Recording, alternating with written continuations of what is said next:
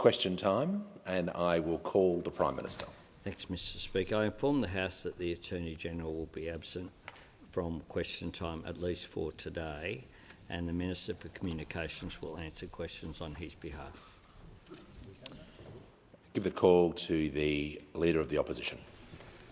Thank you very much, Mr Speaker. My question is to the Prime Minister. Can the Prime Minister update the House on the efforts being undertaken following the tragedy of the MRH-90 Australian air helicopter crash off central Queensland last Friday? Give the call to the Prime Minister.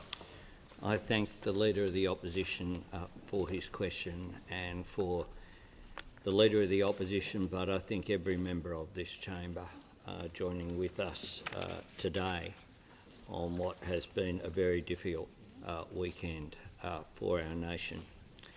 As the Deputy Prime Minister and the Chief of Defence Force made clear earlier today, our worst fears have been confirmed. I know that every member of this House, along with every Australian, is thinking of the families of Captain Daniel Lyon, Lieutenant Maxwell Nugent, Warrant Officer Class 2 Joseph Laycock and Corporal Alexander Naggs. 4 men who made the brave and selfless choice to serve our country, to dedicate their lives to keeping us safe. They were soldiers and they were sons, husbands, brothers, fathers and friends. And today our deepest sympathies are with the people who loved them and the people that they loved.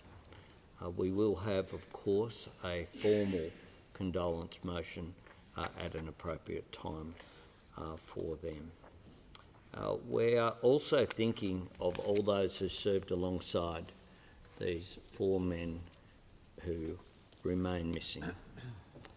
The members of the 6th Aviation Regiment based at Holsworthy Barracks in Sydney, and indeed all of their brothers and sisters in uniform, many of whom are continuing to assist in the search and recovery effort.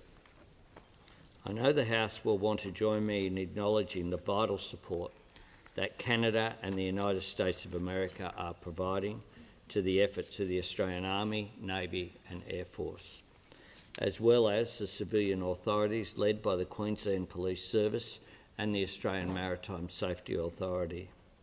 Our nation offers them all the strength that we can while their difficult work goes on.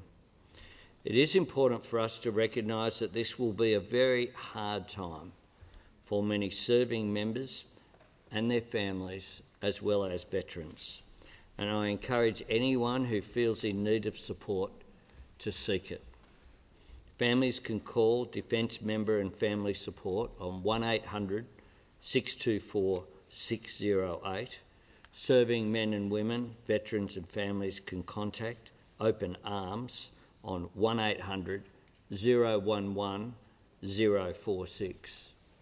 Mr Speaker, this terrible incident has provided a stark reminder that there are no safe or easy days for those who serve in our country's name, or indeed for their families, for they also serve. The Australians we mourn today were taking part in Exercise Talisman Sabre, bringing together 13 nations and more than 30,000 personnel. An unprecedented display of strategic cooperation and coordination, driven by a common determination to preserve peace and security in the Indo-Pacific, but also the wider world. This was the noble ideal that these 4 Australians volunteered to serve, uphold and defend. Mr Speaker, all Australians owe a debt to the brave men and women who wear our uniform, citizens who risk their lives in order to protect our way of life. On behalf of our nation, we offer our sympathies and condolences to the families, friends and colleagues of those who Australia has lost. We mourn them, we will remember them, lest we forget. And I give the call to the Leader of the Opposition. Thank you very much. Mr Speaker, I want to thank the Prime Minister for the update to the House, and as the Prime Minister points out, there'll be a more formal opportunity for remarks in relation to the condolence motion, but it is important that the country hears a very unified message from the government and from the opposition on dark days for our country. I want to say thank you to the Defence Minister and to the Defence officials that briefed us earlier today in relation to this tragedy. The work, as the Prime Minister points out, of the search and rescue effort, those diggers who were on board the MRH-90 that followed this helicopter that abruptly, violently hit the water, the tragedy that they experienced at that time and what they will be going through now is something that we acknowledge as a parliament. Our country comes together during these dark hours to make sure that we can provide support to those in need of it. And the Australian Defence Force today, particularly those who are serving in the 6th Aviation Regiment, are worthy of our support, and they should know that this parliament will come together to provide support in this next phase.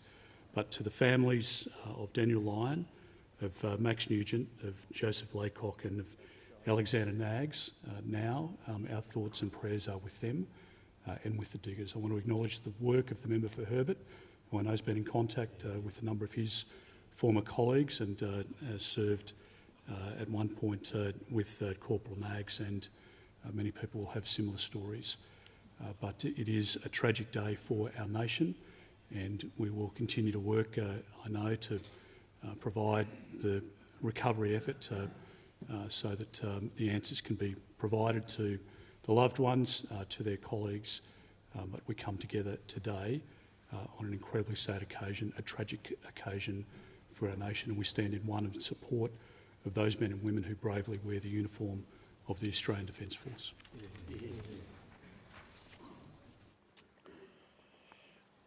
Next question, I give the call to the Leader of the Opposition. Thank you very much, Mr Speaker. My question is to the Prime Minister. Prime Minister, the government promised Australians before the election that no family will be worse off, but almost all families will be better off. Is the Prime Minister aware that Australians are getting less for every dollar they spend at the supermarket? The power prices continue to surge, that Australians are working more hours and getting less for it, and that in the month of May, a record 40% of mortgage holders struggle to pay their mortgage. Will this Prime Minister admit that Australian families and small businesses are worse off now than when his government was elected? Give a call to the Prime Minister. Thanks very much, Mr Speaker. Well, we are very conscious of the fact that the global economy has softened due to supply chain issues relating to the post-pandemic recovery and also the impact of the Russian invasion of Ukraine. And we're also very conscious of the fact of what we inherited, the largest deficit since the Second World War and $1 trillion of debt with little to show for it, sluggish economic growth, productivity sliding backwards, declining business investment, widespread skills shortages which were holding businesses back, a wages policy that was deliberately about keeping wages low, and more Australians than ever in insecure jobs. We are aware of that. And we're also aware that the largest increase in inflation this century was in the March 2022 quarter of 2.1%. Now, if you have 2.1% inflation, then that does have an impact. What also has an impact is if that is the context in which you are bringing down a budget, as those opposite did in March 2022, but at a time where inflation is the highest of any quarter this century, what they chose to do was to pour petrol on that fire.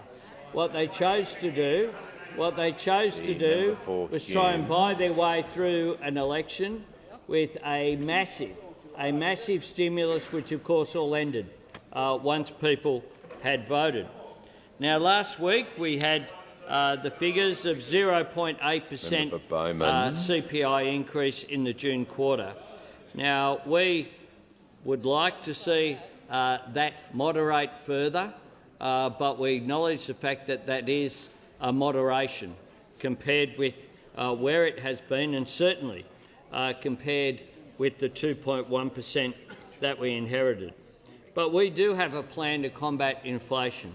It is about turning the $78 billion deficit into the first budget surplus in 15 years. That is what we have done. And banking that. The second is providing cost of living help that supports household budget without adding to inflation. Cheaper childcare, cheaper medicine, energy bill relief, affordable and social housing, strengthening the social safety net, all measures that those opposite oppose. And thirdly, investing in supply chain challenges, including the National Reconstruction Fund, skills and free take, infrastructure investment. Order. The House comes to order. I'll hear from the member for Macquarie. Thank you, Speaker. My question's to the Treasurer. What did the latest Consumer Price Index figures reveal, and how is the Albanese Labor government responding to the inflation challenge in our community? Call to the Treasurer. Thanks very much, Mr Speaker. Thank you to the member for Macquarie, and if I could also acknowledge Carol Crean, her loss and the country's loss with the passing of Simon. Mr Speaker, we understand Australian households and small businesses are feeling the pressure of high prices and higher interest rates and global economic uncertainty. Inflation is still the main challenge in our economy, and that means that rolling out help with the cost of living is the major focus of our government. It's a key part of our three-point plan to get on top of this inflation challenge that we are confronting. First of all, taking the edge off these cost of living pressures without adding to inflation. Secondly, having a responsible approach to the budget, a bigger surplus at a time when the inflation challenge was most acute. And thirdly, investing in the supply chain challenges that have been a big part of inflation that we've seen so far. Now, last week, as the Prime Minister said, we did get the quarterly inflation numbers, which showed that price pressures in our economy are continuing to moderate. And as the PM said, on a quarterly basis, we saw inflation up 0.8%. That's less than half the quarterly peak that was posted in the March quarter 2022 under those opposite before the election. That's just the fact. And it's pleasing that inflation is easing in our economy, and while we'd prefer it moderate more quickly, it is the case that it is moderating faster than many economists expected. Now, the number one priority of this government, as I said, is getting on top of the inflation challenge and rolling out cost of living relief for Australians doing it tough. And that assistance is rolling out right now, and the benefits will continue to flow over the coming weeks and months. If you think about it, Mr Speaker, just this month we've eased the cost of early childhood education for 1.2 million families. We've begun rolling out energy price relief, up to $500 in bill relief for more than 5 million households and up to $650 for 1 million small businesses. And we've got a new tax incentive for up to 3.8 million small businesses to help them save on their energy bills. In September, we'll make medicines even cheaper by allowing people to buy 2 months' worth of supply for the price of a single subscription. And as the Minister for Social Services was talking about yesterday, we've got really important increases to working age payments, job seeker, youth allowance, and also the biggest increase in Commonwealth rent assistance for 30 years if the safety net bill passes in this sitting. So, Mr Speaker, inflation, both here and around the world, is moderating in welcome ways. We're seeing welcome progress, but it will be higher than we'd like for longer than we would like. But our responsible cost of living policies are helping Australians through these difficult times. As we stare down this inflation challenge, we clean up the mess left behind by those opposite, and we lay the foundations for a stronger future together. Give the call to the member for Hume. My question is to the Treasurer. Order. New Roy Morgan research has found that in the 3 months to June this year, 1.43 million Australians were at risk of mortgage stress. So why does the government's so-called wellbeing framework measure mortgage stress using data that ends in 2020? Why is this Treasurer so out of date and out of touch? Order. The Minister for Climate Change. Order. The member for Deakin and the Minister for Climate Change will cease interjecting. The Treasurer has the call. Well, Mr Speaker, those opposite may not care about the well-being of our people and our communities, but we do. We do, Mr Speaker. And as the wellbeing framework that I released, Australia's first ever national wellbeing framework, as it acknowledged in the report, if the member had actually taken the time to read it, is that we acknowledge in the report that people are under the pump. And one of the reasons why people are under additional pressure is because interest rates started going up before the election and continued after the election, for all of the reasons that intelligent people in this parliament are aware of, Mr. Speaker. And so he can ask all the questions he likes. It takes quite a bit of effort to get him out of his hole, Mr. Speaker, and ask a question. I think he's asked one question about the budget in the month since the budget was handed down, and so I'm happy to take his questions. Now, when it comes to the cost of living more broadly, and he asks me about the pressure on Australian families from higher interest rates and inflation, which peaked in quarterly terms on their watch, and the global economic uncertainty that we are seeing. Now, Mr. Speaker, one of the reasons why this is the least coherent, least convincing and least credible opposition on the economy in living memory is that it took them 80 days to tell us how much their budget reply cost.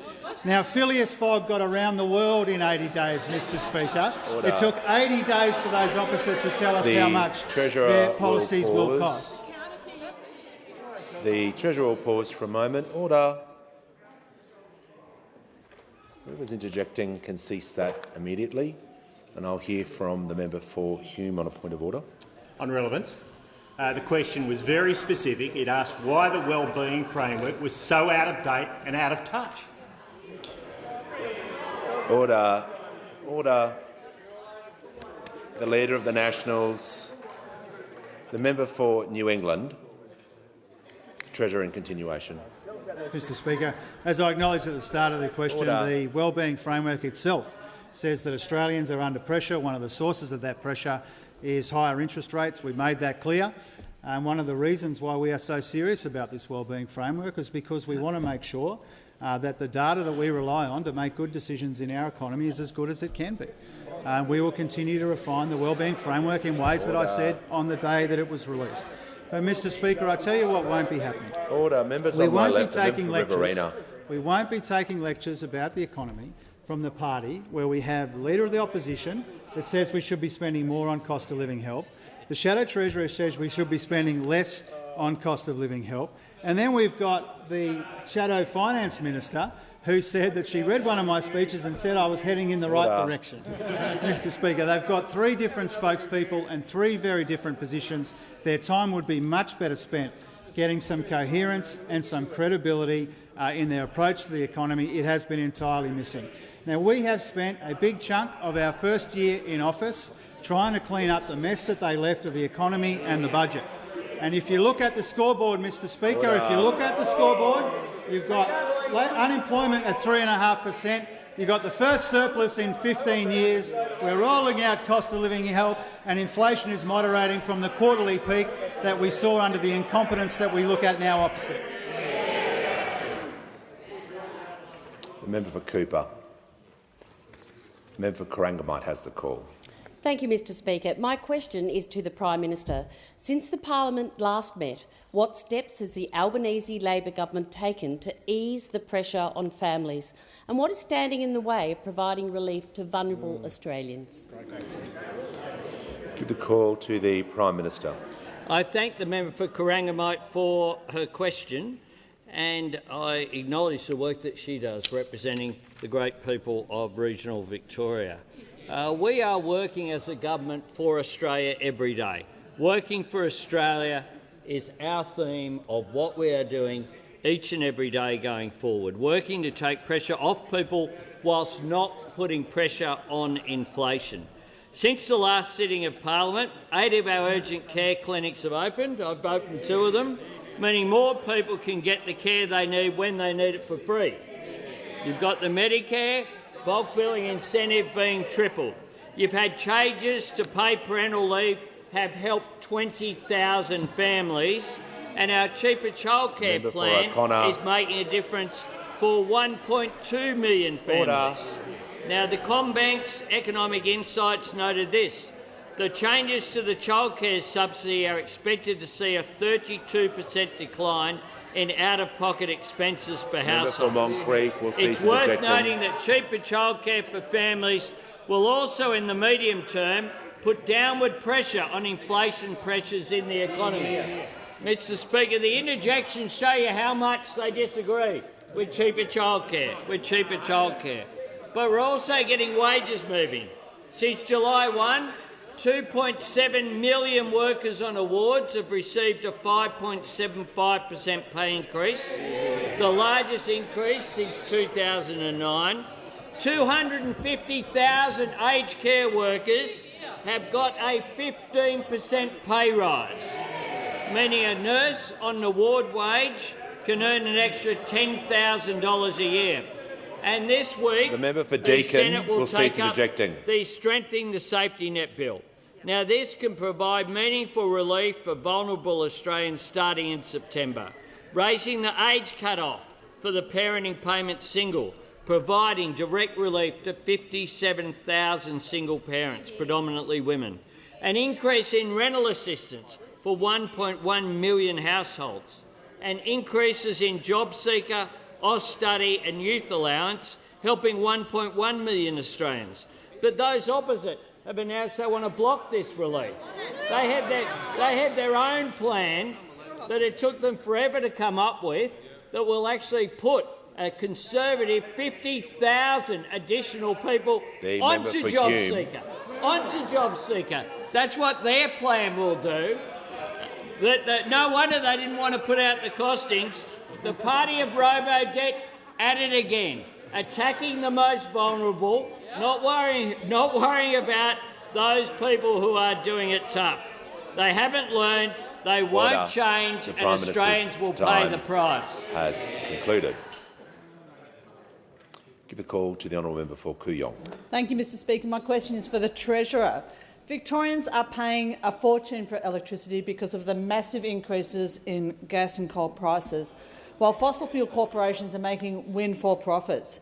Will you rip up your undercooked petroleum resources rent tax and instead introduce a fair and progressive tax on fossil fuels so we can put downward pressure on inflation and invest more in renewables, which are the cheapest source of energy?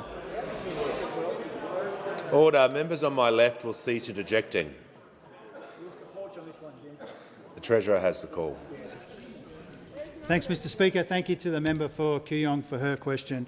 We intend to proceed with the design of the PRRT changes, which were one of the features of the May budget.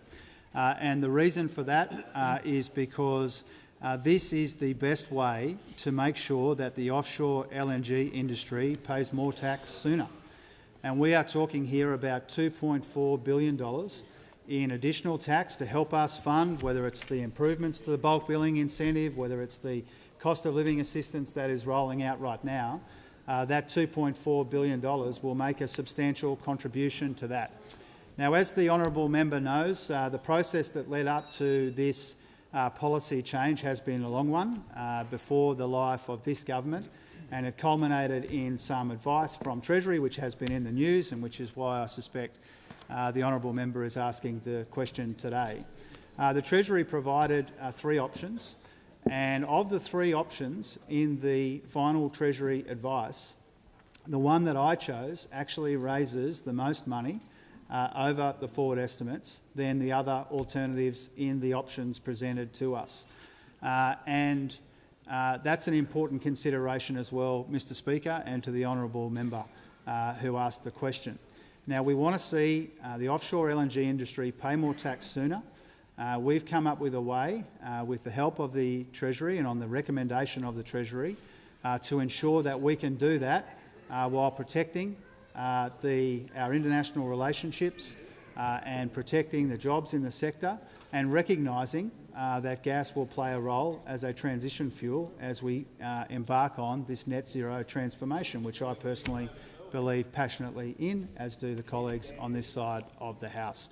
So $2.4 billion that we wouldn't see without these efforts, based on the Treasury recommendation, the three options presented to me, and I think a good return for the Australian taxpayer sooner, so that we can fund the things that we truly value in our society, whether it be healthcare, whether it be cost of living help, whether it be rent assistance, whether it be building more social and affordable homes, all of the things that we need to do.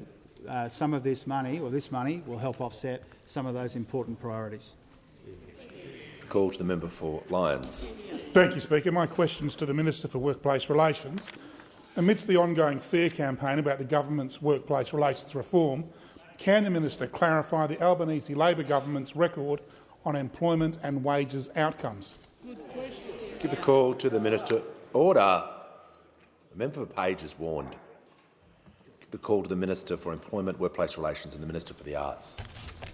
Thank you very much, Mr Speaker, and I thank the member for Lyons, someone who's always working for regional Tasmania.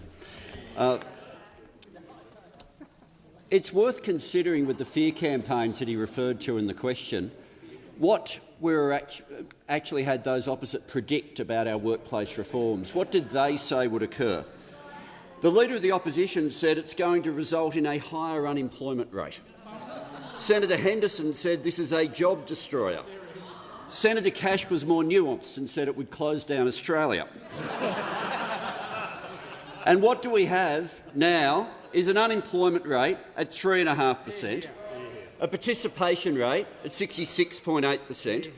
We are just shy now of 500,000 new jobs since this government came to office. And the feature as to what's happened to those jobs, because this government said we wanted to see more secure jobs, what we have now, 85% of those new jobs are full-time jobs. 85%. You have a situation in our first 12 months, 54% of all new jobs that were created were women going into full-time work. And this is where what the government has done with respect to cheaper childcare intersects with what we've done with workforce flexibility, intersects with what we've done with job security, and is delivering those sorts of job security outcomes that those opposite predicted the opposite of. But it's worth even more bizarre are what were their wages predictions compared to what we're getting now. The 2014 budget, the Leader of the Opposition will remember the 2014 budget. It's the one when he tried to abolish bulk billing. Now, the 2014 budget was the one where they predicted then that unemployment would get a 3 in front of it. It would be wage growth. Sorry, wage growth would be 3. The following year would be 3%, and by the end of government, they ended up predicting they get 3.25% wage growth. How did they go across those years where they were predicting 3, 2.6, 2.1, 2.1, 1.9, 2.1? 2.3, 1.8, 1.8. What do we have now? 3.7. And what's the difference? Order. Under them, Order. low wage growth was a deliberate design feature of their management of the economy.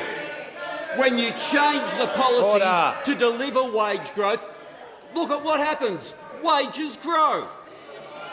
5.75% changing on awards right now for 2.7 million workers. For people in aged care, a 15% increase in their wages. Wage increases that those opposite always opposed, voted against, but this government delivers. Order. Before I call the Leader of the Nationals, there's far too much noise in that answer. The member for Deakin, O'Connor and Hume are warned. There won't be any second chances today. Give the call to the Leader of the Nationals. Thank you, Mr Speaker. My question is to the Minister for Environment and Water. Will the Minister rule out federal cultural heritage reforms that require individual farming businesses to undertake mandatory cultural surveys to conduct agricultural practices on their private property? Give a call to the Minister for the Environment and the Minister for Water. Yes. Thank you, Mr Speaker, and I'm delighted to receive this question from the Leader of the National Party and to say what a great thing it has been to inherit this work. I don't often say this about the former Minister for the Environment, but to inherit these cultural heritage reforms at the very advanced stage that we've inherited them. What we're aiming to do as a government is to make sure that we have better protection for First Nations heritage and more certainty for business and for farmers and for other land users. These two twin objectives came out of some very substantial work done after the destruction of Juukan Gorge in 2 inquiries led by the member for Leichhardt. And I thank him and the committee for the excellent work they did coming out of Juukan Gorge. Now, if I could just take the parliament back for a moment to remind people of what happened there. A 46,000-year-old sacred site was destroyed by a mining company. And the tragedy of that was irreplaceable heritage lost legally. It was done legally.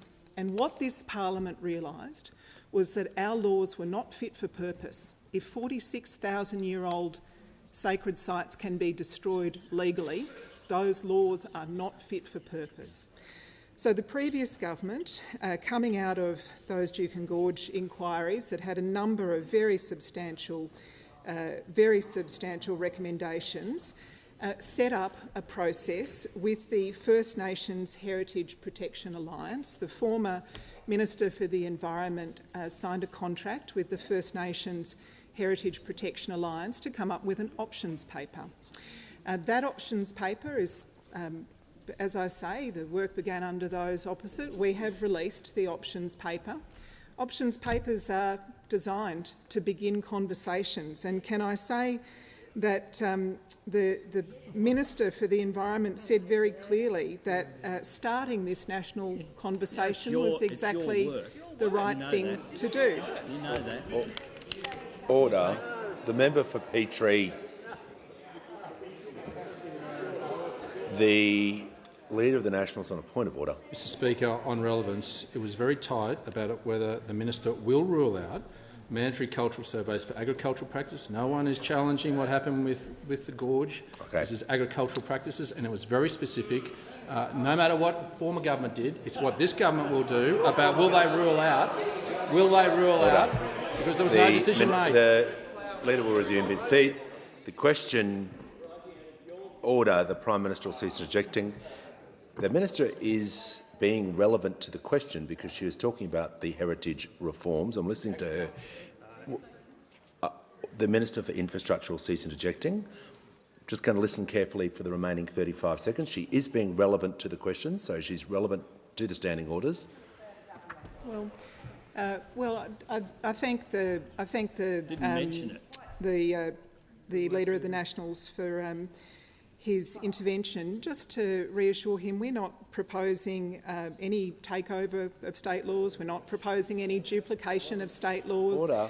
Heritage protection will predominantly remain a matter for states and territories. What we're seeking to do is to update our First Nations cultural heritage protections as those opposites suggested we should do, as 2 Juukan Gorge inquiries led by the member for Leichhardt suggested, as the work begun by the former Minister for the Environment has concluded.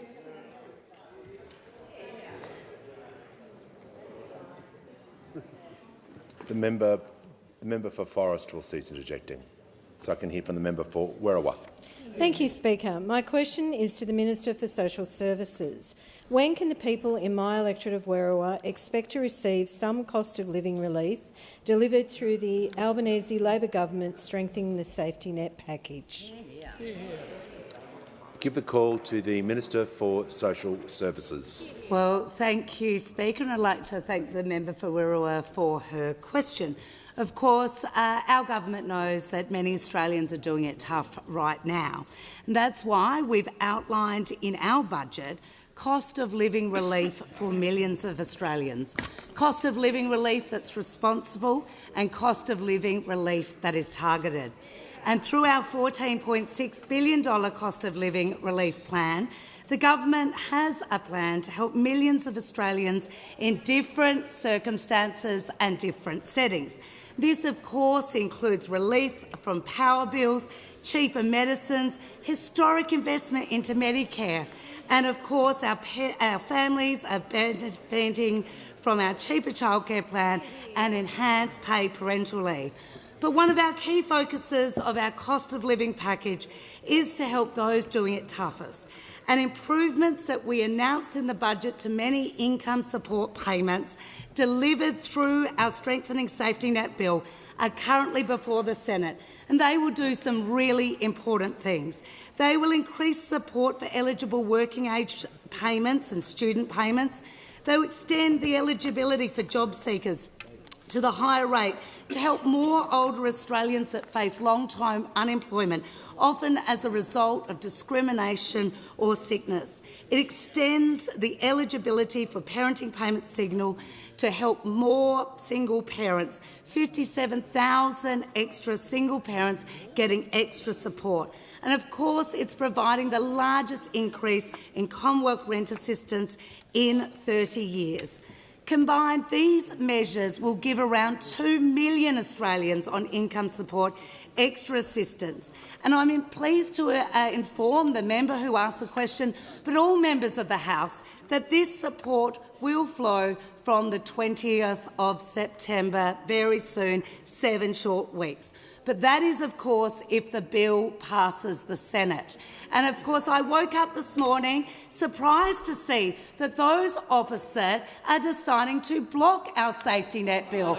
They are wanting to deny those on the lowest incomes an increase of $40 a fortnight. This is outrageous, and it shows what heartless people they are. Of course, they want to block our rent assistance. They want to block our increase to single parenting payment. They want to block extra support for those over 55, because that's what our bill does. It provides important cost of living relief. So it is time that those opposite stop playing politics with that. Stop playing politics with those that need our help. Get out of the way in the Senate. Let the bill pass. Concluded. And Give the order. Members on my right will cease interjecting. The Deputy Leader of the Opposition has the call. My question is to the Prime Minister. This month, the Prime Minister told Ben Fordham that the Voice, quote, is not about a treaty. But in May, the Prime Minister said that treaty and truth-telling are, quote, very much part of the next phase. And one of the things that a Voice would be able to do is talk about Makarata, the need for agreement-making and coming together after a conflict, end quote. Why did this tricky Prime Minister say one thing to one group of Australians and completely the opposite to another? I give the order. Members on my right and left, I give the call to the Prime Minister. Thank you, Mr. Speaker. And I thank the member for her question, and I thank whoever was interjected about my T-shirt. Because, yes, Mr. Speaker, Ben Fordham has exposed the fact that at a Midnight Oil concert I wore a Midnight Oil T-shirt. I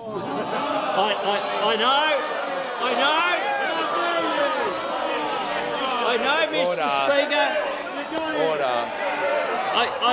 I know, Mr. Speaker. Hold the front page. Hold the front page. Order. At the Oil's last ever concert, I wore an Oil's T-shirt. How dare you? And what I said on Ben Fordham, Mr. Speaker, was that the referendum isn't about treaty and isn't about truth. It's about one thing. It's about one thing. Order. It is about voice. It's about recognition, and it's about listening to Aboriginal and Torres Strait Islander people so that we get better results. That's what it's about. But the opponents of the Voice, you wonder why, because the member who asked the question said this on Insiders on the 23rd of July. She said this: firstly, 1, I want to see constitutional recognition of our first Australians. Well, we're all agreed there, Mr. Speaker. So tick, tick. Tick, tick. Order. The Prime Minister will pause. The Minister for Climate Change will cease interjecting. The Deputy Leader will be heard in silence for her point of order. It's a point of order on relevance, Mr. Speaker. There was no T-shirt in the question. There was no quote from me in the question. There were your own words, Prime Minister, in the question, and your own contradiction about treaty or no treaty. You may resume your seat. Prime Minister is referring to comments he made on the radio station, and I would suggest interjections are highly disorderly, so do not interject so the Prime Minister won't respond to the interjections. The Prime Minister has the call. I'm speaking about what this referendum is about, and it strikes me that the opponents of the referendum, those who are advocating a no vote, want to talk about everything but what the question is about. Exactly. Recognition, listening in order to get better results. That is what it is about. But the Deputy Leader went on to say this about the voice, because she was asked, and she said this: the voice is important in the way that it may close the gap. In a way, it may improve the lives of Indigenous people. Well, we agree with that too. So then you wonder why it is that they're not supporting it. And they come up with the idea that it's about legislation. And they say this. She said this: all legislation requires exposure drafts. That's why she said couldn't answer what the ledge was there. It requires conversations. It requires debate. I mean, it will include all the things that actually produce good legislation at the end of the process. And that's what I want to see. Well, a yes referendum will see the voice then legislated before this parliament as a result of that good process. That's the whole point here. Those opposite, so desperate to make a political point at the expense of Aboriginal and Torres Strait Islander people, so desperate, want to talk about everything but what is in the referendum in the last quarter of this year. Order. It's far too much noise. I'd like to hear from the member for Bennelong. Thank you, Speaker. My question is to the Minister for Early Childhood Education. How are the Albanese Labor government's changes to make early learning more affordable, which came into effect earlier this month, benefiting Australian families by delivering real, responsible cost of living relief? Good question. Give a call to the Minister for Early Childhood Education, the Minister for Youth. Thank you very much, Mr Speaker, and may I thank the member for Bennelong for his question. It demonstrates just how incredibly passionate he is about supporting families in Bennelong and ensuring that they can give their children the very best start in life. Mr Speaker, since we were last here in this House, the Albanese government's increase to the childcare subsidy means that more than 1.2 million families with children in care are better off. That includes around 9,400 families in the electorate of Bennelong. These are changes that our Prime Minister announced as opposition leader and a policy that we took to the election. This government delivers on our promises and we put the needs of Australian families first. And that's why we made the changes. That's why we made the changes to the childcare subsidy, not just because it was the right thing to do, but because we know that making early childhood education and care more affordable pays a triple dividend. It provides real cost of living relief to parents and families. It gives children access to those transformational benefits of early learning. And, importantly, it drives productivity, boosting our economy. These changes are benefiting families right now across the country, and this morning the Minister for Education, Minister Clare, and I had the absolute pleasure of meeting the Ramirez-Pendleton family and their beautiful daughter, Paloma. So the parents, Blanca and Chris, and their adorable 3-year-old Paloma, told us just how impactful these changes have been for them. They can now afford to send Paloma to full-time early learning. That's an extra day that they've gained because of the Albanese government's changes to the childcare subsidy. This means that the mother, Blanca, can now pick up an extra day of work. That is a huge change to the family and a huge benefit to them. It gives them greater flexibility and puts more money into their household budget. Now, families like this right across Australia, we know, are also benefiting from our changes. Families like Blanca, Chris and Paloma are benefiting from these reforms. And the Albanese government will continue to make families like theirs a priority by providing real and responsible cost of living relief in our budget and in every measure that we take, whilst also laying the foundations for a better future for our children like 3-year-old Paloma, and a better future for our country. Call to the Manager of Opposition Business. My question is to the Minister for Indigenous Australians. If Australians vote for the Voice, the Makarata Commission will be established. Can the Minister inform the House how the Makarata Commission will work? Give the call to the Minister for Indigenous Australians. Separate issue. Thank you very much, Mr Speaker, and can I thank the member for his question. The referendum later this year is about constitutional recognition through a voice. It's not about anything else. Right. Later this year, we will all be asked a simple question, and it will go like this. Do you support a change to the Constitution to recognise the first peoples of Australia by establishing an Aboriginal and Torres Strait Islander voice? The referendum is to recognise Aboriginal and Torres Strait Islander people through a voice. Those opposite are trying to muddy the waters. The role of the voice will be to provide advice on how best to improve outcomes for Aboriginal and Torres Strait Islander people. Advice on things like health, education, jobs and housing. It's about constitutional recognition that gets concrete results. The call to the member for Fremantle. Thank you, Speaker. My question is to the Minister for Health. How is the Albanese Labor government delivering cheaper medicines, and why is the government determined to provide further cost of living relief to families? Give the call to the Minister for Health and Aged Care.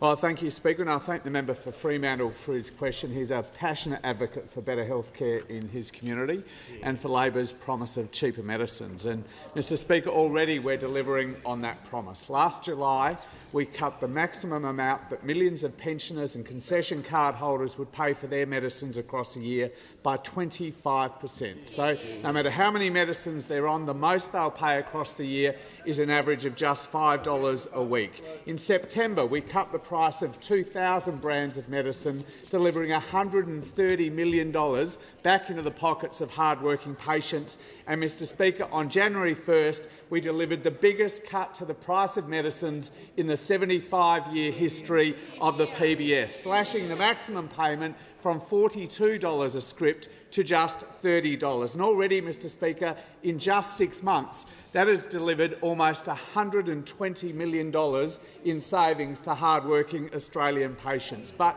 Mr Speaker, we know, and the member for Fremantle knows, there's more to do, especially during a global cost of living shock like we're living through right now. And that's why we have accepted the advice that's been there for 5 years from the medicines experts to allow 60-day prescriptions for ongoing health conditions at the same price as a 30-day script. This will halve the cost of 300 medicines for 6 million patients, Mr Speaker. Now, Mr Speaker, 30-day scripts make sense for a one-off course of medicine for a bout, for example, of an infectious disease. They make absolutely no sense at all for stable patients who are on the same medicines year in, year out, decade in, decade out, sometimes for the entire life. And that's why pretty much every patient group, Mr Speaker, has supported our policy.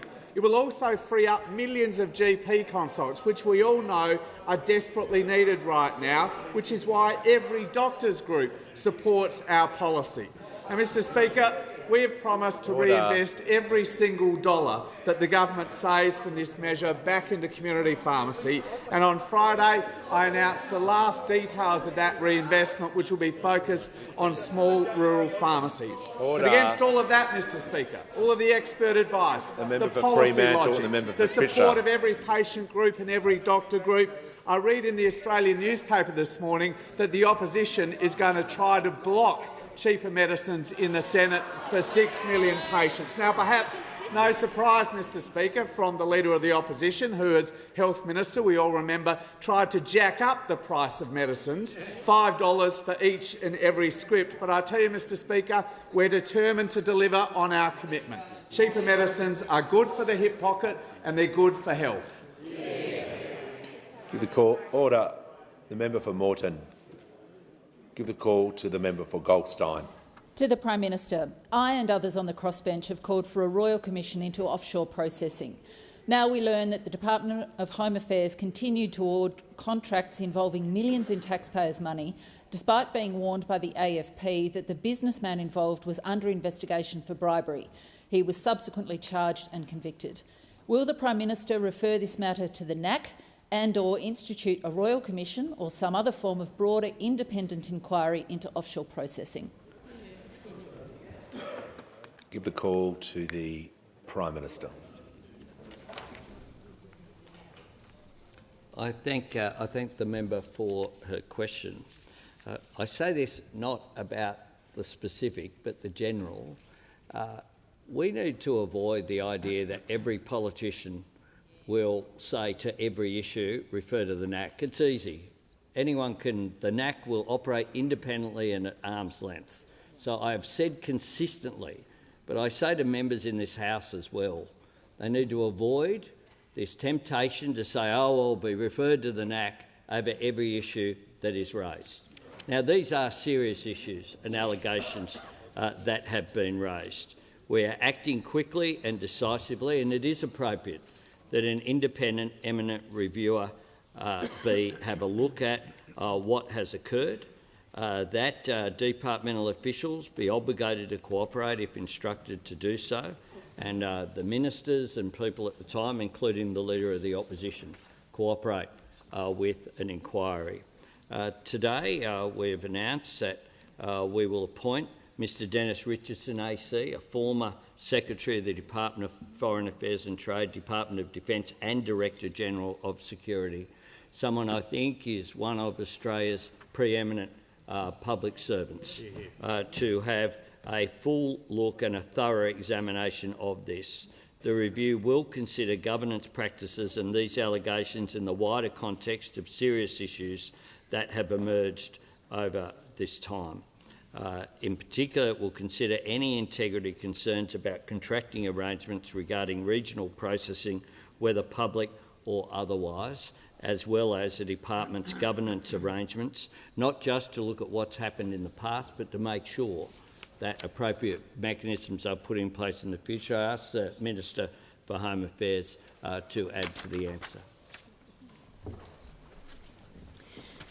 Thank you, Speaker, and could I acknowledge the member for Goldstein's long-standing advocacy around integrity of government, and it's a passion that's very much shared by those of us on this side of the chamber. You saw one of the first actions of our government was to legislate for a National Anti-Corruption Commission, and you're a key advocate in that, so I just want to acknowledge that. The Prime Minister has covered quite comprehensively, I think, the response of the government here, but if I can fill in a few details. So the Parliament is aware there are very concerning allegations on the public record with regard to the management of offshore processing. The government is deeply concerned about those. As soon as these matters were raised, I asked the Home Affairs Department to look thoroughly at the current regional processing arrangements to ensure that they are legal and appropriate, and I've received that assurance from my department. In terms of the historic allegations, it is absolutely clear that these warrant further investigation. They're serious allegations and there is serious money involved, and no one is going to get to the bottom of this like Dennis Richardson is. Thank you. Give a call to the honourable member for Newcastle. Thank you, Mr Speaker. My question is to the Minister for Housing. How is the Albanese Labor government working to ensure that more Australians have access to safe and affordable housing? And what is blocking further progress? Give a call to the Minister for Small Business, the Minister for Housing and the Minister for Homelessness. Thank you, Mr Speaker. And I thank the member for Newcastle for her interest in this matter and for the work she's been doing in her local community. I know that she knows that more housing is desperately needed, particularly social housing in her community. And of course, we do have a broad housing agenda as a new Labor government, Mr Speaker, and it is very broad and it's also ambitious. But it's achievable, Mr Speaker. But three bills that are central to our agenda were blocked by the Senate in the last parliamentary sitting. They are, of course, our $10 billion Housing Australia Future Fund bill, our Supply and Affordability Council bill and our bill to create Housing Australia. These three bills were blocked in the Senate by, of course, the Liberals, the Nationals and the Greens coming together to block these bills, which will deliver more housing for Australians that need it most. And this is an opportunity for people to get out and about in their electorates and to talk to people, particularly people who have been in public and social housing recently. We're talking about here 30,000 new social homes in the first 5 years of the fund. 4,000 of those for women and children fleeing family and domestic violence and for older women over 55. And during the break, I had the opportunity to go to Burnie to meet with some residents, new residents, who'd been in this new social housing, one of them for 1 week and one for 2 weeks. And I particularly want to talk about Laurie. Laurie had been homeless for 2 years before getting into her new home just 2 weeks ago. And she said to me, "I have spent all of my time and my energy each and every day for the last 2 years just finding somewhere safe to sleep. And I have spent every bit of energy in trying to work out what I am going to eat because I have no home."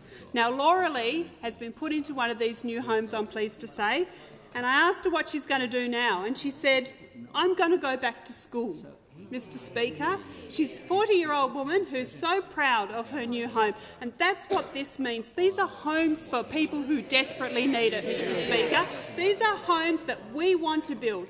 When I talk to the community housing provider Housing Choices, they want to build more of these homes. When the Prime Minister and I spoke to community housing provider Blue Chip, who had also put people into new social homes, they want to build more of these homes.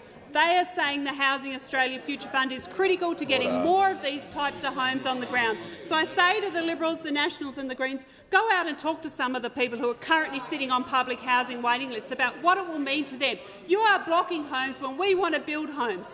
Why are you standing in the way of getting more homes on the ground for Australians that need them most when we've got so many housing challenges today? Give the call to the Manager of Opposition Business. My question is to the Minister for Indigenous Australians. According to the website ulurustatement.org, the Uluru Statement from the Heart calls for the establishment of a Makarata Commission for the purpose of treaty making. So I ask, can the Minister inform the House how the Makarata Commission will work?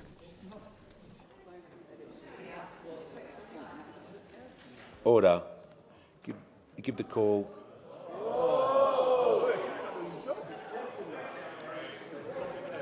Order. Order. Prime Minister on a point of order. Yes, Mr Speaker. The member for Bradfield asked a question quoting from a website that is not a government website and then asked her view of the minister's view of that government website. The question goes to a website that I certainly don't know the contents of. Order. Well, I don't. The minister cannot be responsible for every website in the country or the world, for that matter. I'm just going to ask the manager to rephrase his question to make sure it is within the purvey of the minister's responsibilities, which is the Minister for Indigenous Australians. Well, Mr Speaker, the minister does squarely have responsibility for these matters, but to assist the House, I'll be very happy to rephrase the question. My question is to the Minister for Indigenous Australians. At the Garma Festival last year, she said, quotes, "The Uluru Statement talks about an enshrined voice in the Constitution, but it also talks about the establishment of a Makarata Commission." She also said, quotes, "The Prime Minister was very clear that we will embrace and implement the Uluru Statement in full," close quotes. So I ask the Minister again, how will the Makarata Commission work? The question is in order regarding the minister's statements. I give her the call. The Minister for Indigenous Australians has the call. Completely different question. The Uluru Statement from the Heart Because you're so generous of spirit. was a simple and generous request. A request that was made by over 250 Aboriginal and Torres Strait Islander delegates at the Uluru Convention in 2017, after dialogues with the community right across the country. The first thing that Aboriginal and Torres Strait Islander people asked for at Uluru was constitutional recognition through a voice. This is an idea that came from Aboriginal and Torres Strait Islander people, not from politicians. The Australian people will have the opportunity later this year to make the voice a reality. This referendum is about recognition, listening and better results. It's about making a practical difference in the lives of Aboriginal and Torres Strait Islander Australians in areas like health, education, jobs and employment. Order. Give the call to the member for Lingiari. Thank you, Speaker. My question is to the Minister for the Environment and Water. How is the Albanese Labor government drawing on Indigenous knowledge and expertise to manage and restore Australia's environment, and what lessons can we learn from these programs? Give the call to the Minister for the Environment and Water. Thank you very much, Mr Speaker, and I really want to thank the member for Lingiari for showing me a really good time in the Northern Territory last week. I travelled up and met with her to announce our government's commitment to adding 10 new Indigenous protected areas to our national estate. This will add millions of hectares to the land that will be protected for nature as part of our national estate. I was with the member for Lingiari at the Katiti Peterman protected area next to the Uluru Katajuta National Park in the beautiful red heart of our country. This is such a treat to be able to spend a day on country with Indigenous rangers on an Indigenous protected area. People who know their land like no one else does. People who are better prepared to care for that land than anyone else. We heard about the cultural burning work that the rangers are doing to reduce the intensity of bushfires. We heard about their work on feral species management, in particular cats and camels that are causing so much destruction there in the centre, and working too to deal with invasive plants like bufflegrass, which competes with native grasses, destroys the habitat of the animals that live in the area, and of course burns very hot, contributes to those very destructive wildfires. Mr Speaker, these IPAs are a terrific homegrown success story. They already cover 87 million hectares of land and 5 million hectares of sea. But what is important about them is how they are managed. Now, we spoke to rangers there, listened to their expertise, listened to their love of country. They also made the very good point that where you've got Indigenous protected areas managed by Indigenous rangers, you get better environmental outcomes. You also get better economic outcomes. I had one of the rangers say to me, look, it just makes no sense. We had young people here sitting around being paid unemployment benefits. Instead now they're earning more at the same time they're contributing more economically to their local community. They're also contributing more to the environmental protections of their, around their local community. And so I'm also delighted to be announcing this week with the Minister for Indigenous Affairs the doubling of the number of Indigenous ranger positions that this government will support. This is an important environmental measure. It's an important economic measure as well. And it just shows that when we talk to people about the things that are important in their lives and important in their communities, we get better decisions. That's what the voice is all about. It's about acknowledgement and it's about listening for better results. Has concluded. Give the call to the member for Wentworth. My question is for the Prime Minister. Prime Minister, Europe is burning and Australians remember our own black summer with fear for the future. The UN Secretary-General has said we have entered a period of global boiling. Do you agree with his assessment? And if so, why does your government continue to approve new coal mines, continue to delay crucial reform to environmental laws and still hasn't delivered a national risk assessment? Give the call to the Prime Minister. Thank the member for Wentworth for her question. And I certainly agree that climate change is real, that science has been settled, and that we need to respond as a globe to climate change. It would appear to be the case that July is likely to be the hottest month experienced on record, and here in Australia as well.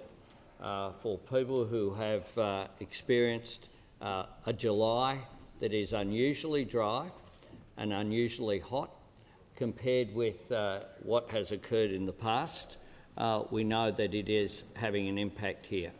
And we know that the warnings of scientists are tragically proving to be correct, that extreme weather events are more intense and more frequent. And last week I was with the member for Gilmore down at Ulladulla, meeting with people engaged with land care, but also meeting people who lost their homes in the bushfires of 2019-2020. And I did that in part to talk publicly about the need for preparation for the upcoming season. People need to take precautions very early on, much earlier on than they would have anticipated, because what we've been through with the massive fires in 2019-2020, which saw indeed some rainforests burn for the first time since scientists could ascertain how long they'd been in existence for, we saw unprecedented activities. This was not business as usual. And that's why people on the ground are certainly responding, and governments need to respond with them. They need to respond through mitigation and through those measures that are important, preparedness. But we also need to prepare with a policy response. And that's why my government has enshrined in legislation net zero by 2050, a 43% reduction by 2030, while we're working with our Pacific neighbours, but also working globally through the UN Framework Convention on Climate Change, to have a comprehensive plan of being a part of the world solution, encouraging our neighbours to move as well. It is important at the same time that we bring the community with us as well. These things take time. You've had a decade of denial. You can't just flick the switch. You need to make sure that people continue to have access to reliable energy, and we are doing so whilst we transition in a way that is in the interests of Australia, but indeed. Give the call to the honourable member for Lawler. Thank you, Speaker. My question is to the Minister for Government Services. What did the Royal Commission into Robodebt's final report find as to who was responsible for the design, development and establishment of the cruel and unlawful scheme? And were there any other important observations made by the Commissioner? Give the call to the Minister for the National Disability Insurance Scheme and the Minister for Government Services. Prior to the 2022 election, the Albanese opposition promised Robodebt victims that we would have a Royal Commission into Robodebt if elected. The Royal Commission has now concluded. There were 46 days of public hearings. Over 100 people gave evidence. On the 7th of July, Commissioner Holmes handed down her final report. The government's considering the 57 recommendations that it contained. Commissioner Holmes forensically examined who was responsible for the design, the development and establishment of the Robodebt scheme. The Royal Commission outlined how successive former Liberal governments, despite repeated warnings, continued to break the law, victimising vulnerable Australians. The Royal Commission goes to the role of the member for Cook, who was Social Services Minister, who first took Robodebt to Cabinet in 2015. The member for Cook, in a press release on the 12th of May 2015, said, "We'll put a strong welfare cop on the beat to track down suspected welfare fraud." Under oath at the Royal Commission in December 2022, the member for Cook's evidence was that income averaging, the process underpinning the unlawful Robodebt scheme, was a foundational way that the then Department of Human Services worked. However, Commissioner Holmes found in the final report at page 102. The Commission rejects as untrue Mr Morrison's evidence that he was told that income averaging as contemplated by the executive minute was an established practice and a foundational way. She goes on to say at page 106, Mr Morrison knew the use of income averaging was the primary basis of the new approach described in the executive minute, and the DSS had advised DHS that the legislative change was required to implement the proposal. She continues, the new policy, the NPP, represented a complete reversal of the legal position without explanation. Mr Morrison was not entitled, without further question, to rely upon the contradictory content of the NPP on the question of the DSS legal position. The Royal Commission went on to say Mr Morrison allowed Cabinet to be misled because he did not make that obvious inquiry. She continues, he failed to meet his ministerial responsibility to ensure that the Cabinet was properly informed about what the proposal actually entailed and to ensure that it was lawful. I note that Mr Morrison has disputed the Royal Commission findings.